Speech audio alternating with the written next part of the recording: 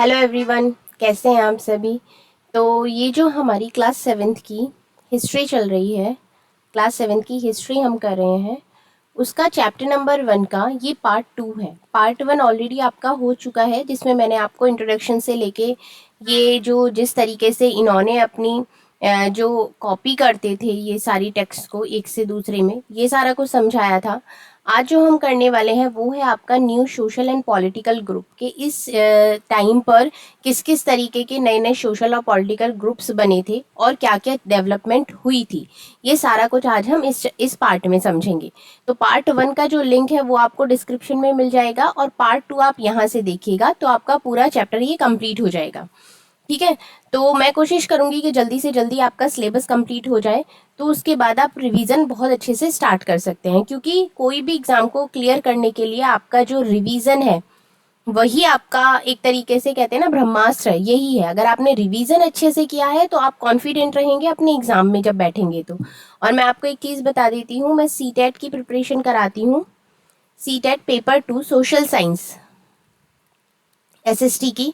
यहाँ पर आपको कंप्लीट कंटेंट आपका हो गया, पीवाईक्यूज की प्रैक्टिस हो गई, एक्सपेक्टेड क्वेश्चंस हो गए, पेडागोजी के क्वेश्चंस हो गए, सब कुछ हम यहाँ पर डिटेल में करते हैं। तो अगर आप चैनल पर पहली बार आए हैं, आप सीटेट का एग्जाम क्लियर करना चाहते हैं, एग्जाम दे रहे हैं, तो आप हमारे साथ जुड़ सकते हैं। वीडियो को शेयर भी करिएगा कि जो और लोग हैं जो एसएसटी की प्रिपरेशन कर रहे हैं सीटेट के एग्जाम के लिए, वो हमारे साथ जुड़ सकते हैं। चलिए स्टार्ट करते हैं। The study of the 1000 years between 700 to 1750 is a huge challenge to historians. ये क्या था, ये इतिहासकारों के लिए ये वाला जो दौर था ये बहुत ही ज़्यादा चैलेंजिंग रहा, because of the scale and variety of development that occurred over a period. क्योंकि इस टाइम पर जो डेवलपमेंट था वो बहुत ही बड़े स्केल पर हुआ था। At different moment in this period new technologies made their appearance. और जो जो नई नई टेक्नोलॉजीज आई थी इस युग में, उसमें क्या आया था, एक आपका था पर्शियन व्हील इन इरिगेशन। सिंचाई के लिए वो पर्शियन व्हील का यूज करते थे, स्पिनिंग व्हील का यूज करते थे वो वीविंग के लिए, एंड फायर आर्म्स का यूज करते थे वो एक तरीके से तोप का यूज करते थे युद्ध के लिए। नए नए फूड्स हो गए, बेवरेजेस हो गए, ये सब इस उपमहाद्वीप में आया था आपका, जैसे कि आलू हो गए, कॉर्न हो गए, चिली हो गई, T and coffee. Remember that all these innovations new technologies and crop. अगर हम याद रखें तो ये जितने भी सारे आपके इनोवेशंस हुए थे, नई नई टेक्नोलॉजीज आई थी या क्रॉप आई थी, केम अलॉन्ग विद पीपल, ये उन लोगों के साथ आया था जो अपने आइडियाज भी लेकर आए। एज अ रिजल्ट, उसका रिजल्ट क्या हुआ, जब ये सारी चीजें आएंगी या ये जब सारे चेंजेस होंगे तो उससे आपका इकोनॉमी में भी चेंजेस आएगा, आपका पॉलिटिकल चेंजेस भी होंगे, आपके सोशल एंड कल्चरल चेंजेस भी आएंगे। इन चेंजेस के बारे में डिटेल में आप चैप्टर नंबर 5 में करेंगे। आगे अगर हम देखते हैं तो this was also a period of great mobility, मतलब ये एक बहुत ही ग्रेट मोबिलिटी का पीरियड था। Groups of people travel long distance in search of opportunities. लोग अवसर की तलाश में एक जगह से दूसरी जगह पर एक तरीके से जाते रहते थे। और उनके लिए क्या था कि the subcontinent held immense wealth and possibilities for people to carve a fortune. मतलब अपार संपदा उनके लिए, अपना भाग्य गढ़ने के लिए उनके पास अपार संभावनाएं मौजूद थी उस टाइम पर। One group of people who became important in this period, जो एक ग्रुप था लोगों का जो उस टाइम पर बहुत ही ज्यादा इंपॉर्टेंट था, वो थे राजपूत। जो इनका नाम आया है ये है राजपुत्र। राजपुत्र मतलब राजा का पुत्र, राजपुत्र मतलब राजा का पुत्र। Between the 8th and 14th century, अगर हम 8 से लेके 14th सेंचुरी की बात करते हैं, the term was applied more generally to the group of warriors who claim Kshatriya का स्टेटस। मतलब ये उनके लिए ज्यादा यूज होने लगा था कि जो एक योद्धाओं का जो ग्रुप था जो अपने आप को क्षत्रिय होने का दावा करता था। The term include not just rulers and chieftains but also soldiers and commanders who serve in the armies of different monarch all over the subcontinent. अगर हम बात करते हैं तो ये जो टर्म था राजपुत्र, ये सिर्फ रूलर्स और काफ्टन मुखियाओं के लिए ही यूज नहीं होता था, बल्कि जो सोल्जर्स हो गए, जो कमांडर्स हो गए, जो व्यापारियों के यहाँ पे आर्मीज में काम करते थे, उनके लिए भी ये यूज किया जाता था। The chivalry code of conduct, extreme valour and a great sense of loyalty with the qualities attributed of Rajput. ये सारी क्वालिटीज किसकी थी? राजपूत की थी, जिनके बारे में किन्होंने बताया है? उनके पोइट्स और बर्ड्स ने बताया है। Other groups of people such as Maratha, Sikh, Jat, Ahom and Kayastha, ये जितने भी सारे ग्रुप्स हैं ये भी उस टाइम पर अपनी पॉलिटिकल इंपॉर्टेंस के लिए लड़ रहे थे, मतलब आगे बढ़ना चाहते थे ये भी एक तरीके से। Throughout this period, there was a gradual clearing in the forest and extension of agriculture, a change faster and more complete in some areas than in others. एक तरीके से जंगलों का कटाव और खेती का जो बढ़ना था वो चेंज बहुत तेजी के साथ हो रहा था। कुछ जगह पर वो हो भी चुका था और कुछ जगह पर चल रहा था। Changes in their habitat forces many forest dweller to migrate. अब जैसे भी एक ही जगह पर कोई चेंज होता है तो वो चेंज उस जगह के साथ साथ आपकी लाइफस्टाइल में भी होता है, आपकी इकोनॉमी में भी होता है, आपकी सोशली भी होता है, आपकी रीजनल, सारी चीजों में ही चेंज होता है। तो कुछ जो लोग जंगल में रहते थे वो वहां से चले गए, दूसरी जगह पर चले गए, लेकिन जो कुछ नहीं गए थे उन्होंने वहीं पर रहकर खेती करना शुरू कर दिया और वो क्या बन गए? किसान बन गए। These new peasant groups gradually begin to be influenced by regional markets. ये जितने भी ग्रुप्स नए बने थे ये इन्फ्लुएंस होने लगे रीजनल मार्केट से, मुखियाओं से, प्रिस्ट से, मॉनेस्ट्रीज से एंड टेम्पल से। They become a part of large complex society. ये क्या बन गए? ये एक सोसाइटी का बड़ा पार्ट बन गए। एंड वेयर रिक्वायर्ड टू पे टैक्सेस, और वहां पर टैक्स पे करने की भी जरूरत होने लगी। Offer goods and services to local lord. As a result, उसका रिजल्ट क्या हुआ? Significant economically and social differences emerge amongst peasants. ये क्या था? इकोनॉमिकली और सोशली डिफरेंसेस पैदा होने लगे।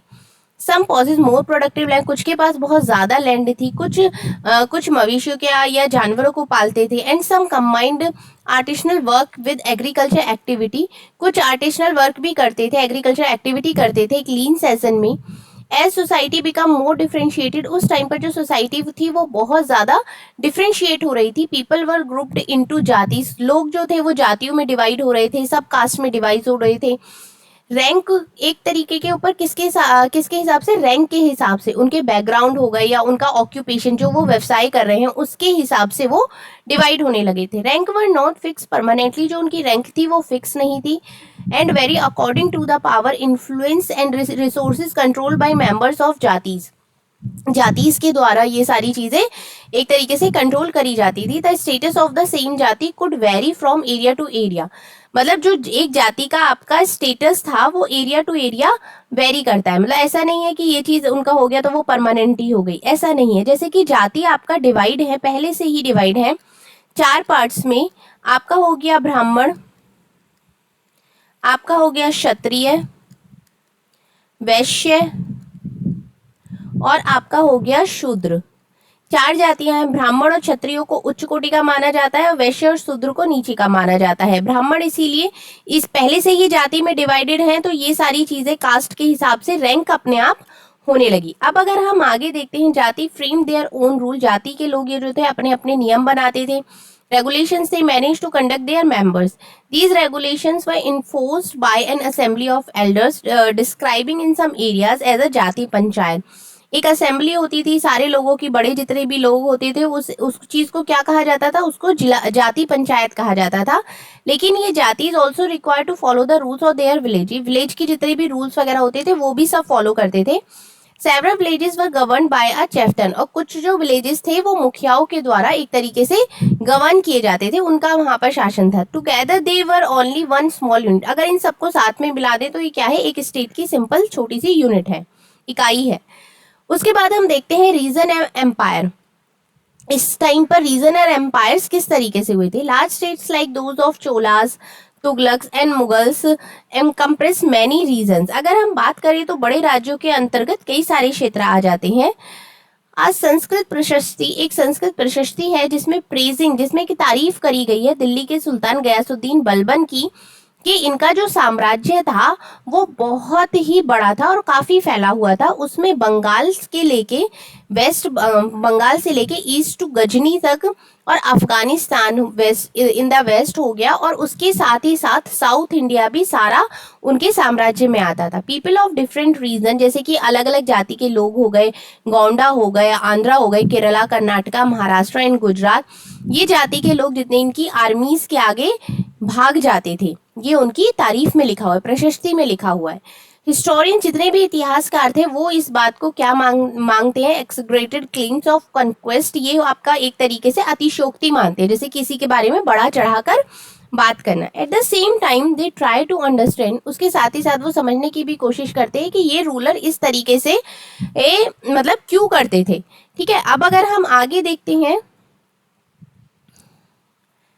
By 700 many regions already passes distinct geographical dimension। इस समय तक आते आते जो बहुत सारे रीजन्स थे उनका अपना एक जोग्राफिकल डायमेंशन हो गया था, उनकी अपनी लैंग्वेज हो गई थी, कल्चर उनकी अपनी कैरेक्टरिस्टिक्स थी।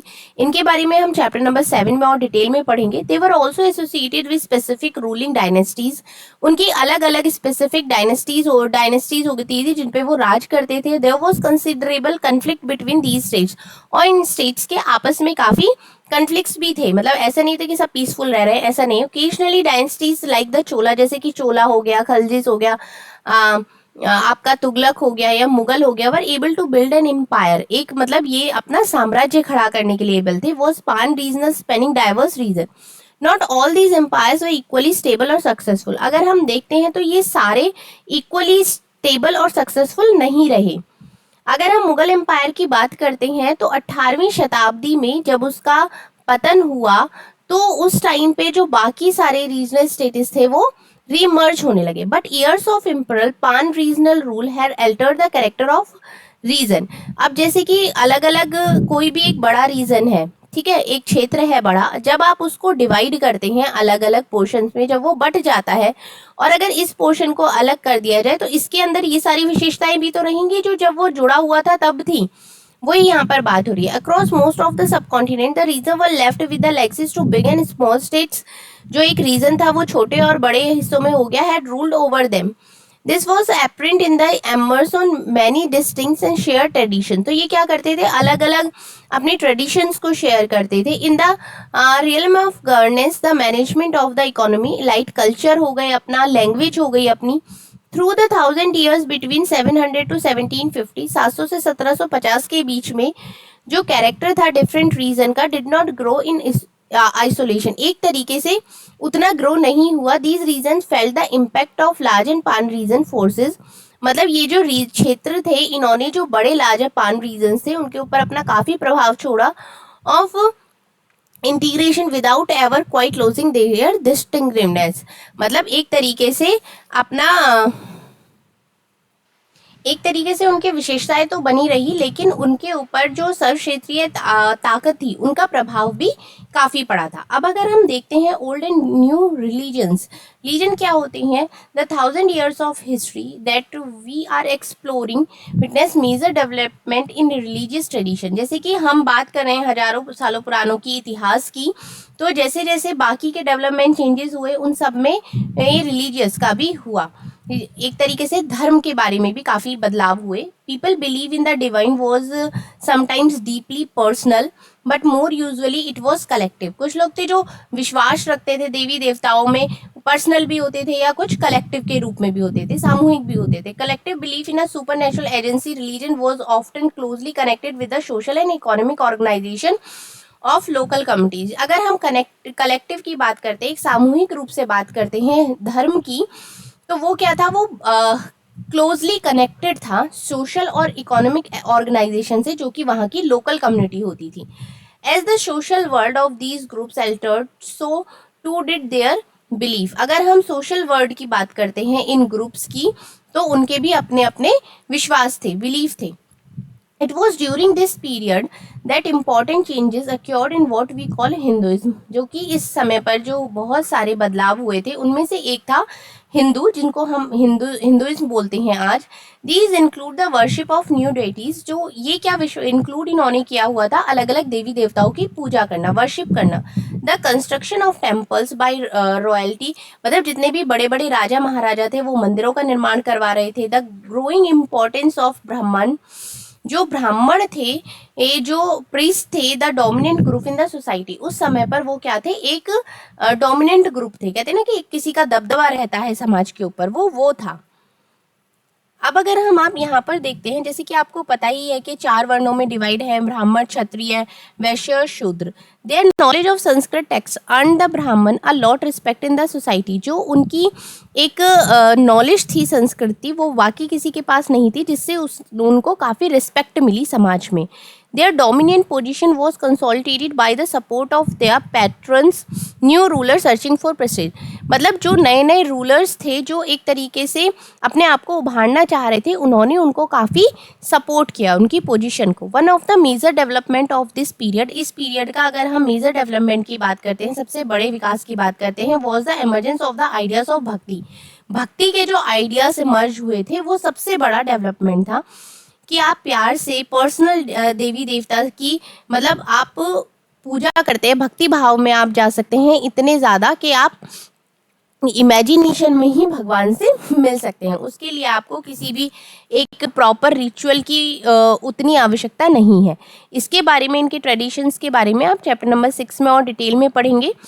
This was also the period, ये और एक पीरियड था when new religions appeared in the sub continent, जिसमें कि और भी ज़्यादा नए नए धर्म आ रहे थे, जितने भी व्यापारी हो गए एंड माइग्रेंट्स हो गए। First bought the teaching of the Holi Quran in India, सबसे पहले 7th सेंचुरी में वो कुरान की बुक इंडिया में लेकर आए। Muslim regard the Quran as their holy book, जैसे कि हम हिंदुओं की गीता बुक होती है, ऐसे ही मुस्लिम्स में कुरान होती है, जिसको वो बहुत मानते हैं, होली बुक है वो उनकी। एक्सेप्ट द मतलब अल्लाह, वो कहते हैं कि जो अल्लाह का प्यार है, दया है, वो हर किसी के लिए एक है, उसमें कोई सोशल बैकग्राउंड की ज़रूरत नहीं है।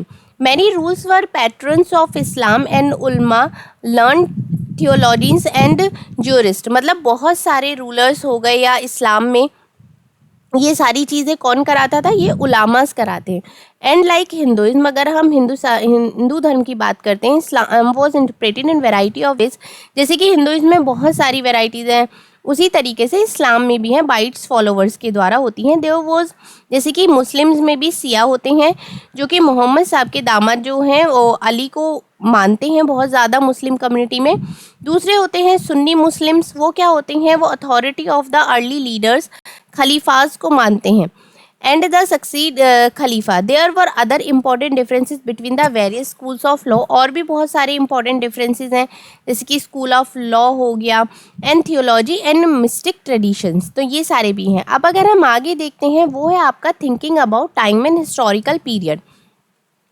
अगर हिस्ट्री की बात करते हैं, historian do not see time just as a passing of hours. अगर हम इतिहासकारों की बात करते हैं, तो वो उसको इस तरीके से नहीं देखते हैं कि ये आवर्स जा रहे हैं, डे हो गए, ईयर्स हो गए, क्लॉक हो गए, कैलेंडर हो गए। Time also reflect change in the social and economic organisation. Time तब रिफ्लेक्ट करता है जब आपका सोशली एक तरीके से समय बदलता है, या आपका हो गया, या इकोनॉमिकली जब चेंजेस होते हैं, तब आपको समय के बारे में पता चल पाता है। In the persistence and transformation of idea and beliefs, जैसे कि आइडियाज़ में बदलाव आता है, तब आपको समय बदलता हुआ दिखता है। The study of time is made somewhat easier by dividing the past into larger segments.